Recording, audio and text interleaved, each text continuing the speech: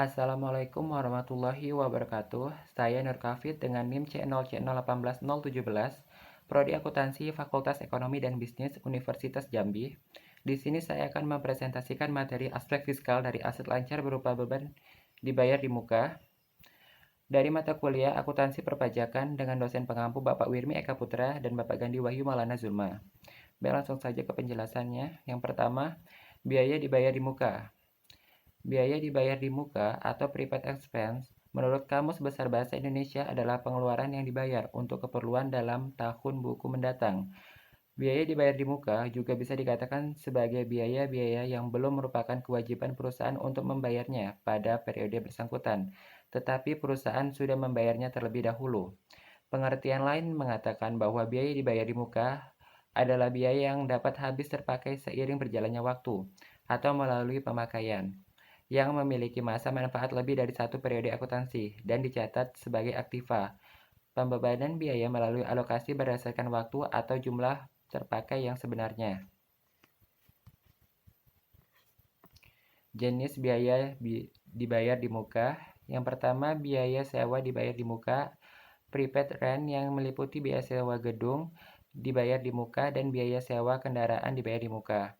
Kedua, biaya asuransi dibayar di muka, prepaid insurance. Ketiga, biaya gaji dibayar di muka, prepaid salaries. Keempat, biaya bunga dibayar di muka, prepaid interest. Lima, pajak penghasilan dibayar di muka, meliputi pajak penghasilan pasal 21, pasal 22, pasal 23, pasal 24, dan pasal 25. Terakhir, pajak pertambahan nilai dibayar di muka. Dalam ilmu akuntansi, pencatatan biaya dibayar di muka dapat dilakukan dengan dua pendekatan, yaitu pendekatan neraca atau pendekatan harta, dan pendekatan laba rugi atau pendekatan beban. Jika suatu perusahaan sejak awal melakukan pencatatan biaya dibayar di muka dengan pendekatan laba rugi, maka seterusnya harus konsisten, begitu juga sebaliknya. Pajak penghasilan pasal 4 ayat 2 dari penyewaan tanah dan bangunan.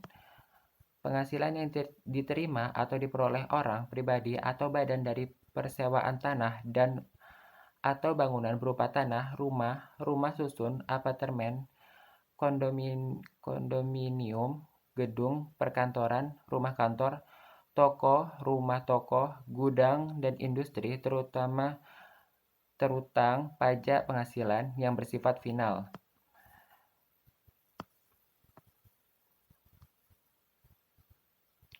Pemotongan pajak penghasilan pasal 4 ayat 2 atas penghasilan yang diterima dari persewaan tanah dan atau bangunan dibagi menjadi dua. Yang pertama, apabila penyewa adalah badan pemerintah, subjek pajak badan dalam negeri, penyelenggara kegiatan bentuk usaha tetap atau BUT, kerjasama operasi, perwakilan perusahaan luar negeri lainnya, dan orang pribadi yang ditetapkan oleh Direktur Jenderal Pajak, maka PPh yang telah terutang wajib dipotong oleh penyewa. Kemudian penyewa wajib memberikan bukti potong kepada yang menyewakan atau yang menerima penghasilan. Kedua, apabila penyewa adalah orang pribadi atau bukan subjek pajak penghasilan selain yang disebutkan di atas, maka pajak penghasilan yang terutang wajib dibayar sendiri oleh pihak yang menyewakan. Peraturan terkait pelaksanaan pemotongan pajak penghasilan Pasal 4 Ayat 2 atas penghasilan dari persewaan tanah dan atau bangunan adalah Peraturan Pemerintah Nomor 29 Tahun 1996 sebagai telah diubah dengan Peraturan Pemerintah Nomor 5 Tahun 2002. Selanjutnya, pajak penghasilan Pasal 23 dari penyewaan kendaraan bermotor dan aset tetap lainnya. Jurnal Pajak Penghasilan 23 adalah pencatatan potongan pajak atas penghasilan Pasal 23 yang diterima atau diperoleh wajib pajak dalam negeri dan bentuk usaha tetap yang berasal dari modal, penyerahan jasa, atau penyelenggaraan kegiatan selain yang telah ditetapkan pasal pajak penghasilan pasal 21.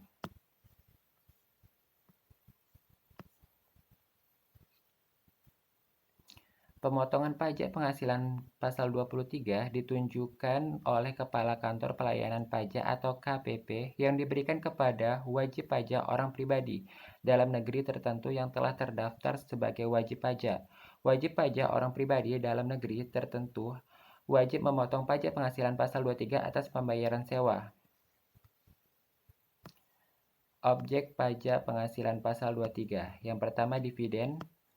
Dividen merupakan bagian laba yang diperoleh pemegang saham atau pemegang polis asuransi atau pembagian sisa hasil usaha koperasi yang diperoleh anggota koperasi.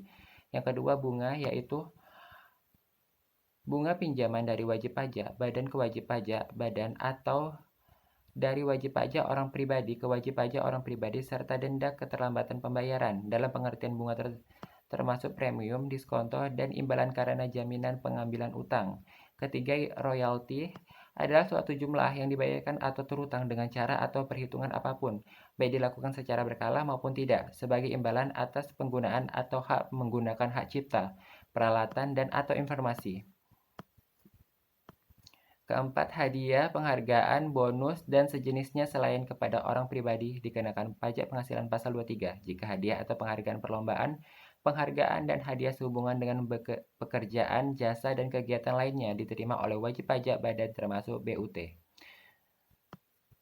Kelima, sewa dan penghasilan lain sehubungan dengan penggunaan harta kecuali sewa tanah dan bangunan merupakan penghasilan yang diterima atau diperoleh sehubungan dengan kesepakatan untuk memberikan hak menggunakan harta selama jangka waktu tertentu baik dengan perjanjian tertulis maupun tidak tertulis sehingga harta tersebut hanya dapat digunakan oleh penerima hak selama jangka waktu yang telah disepakati.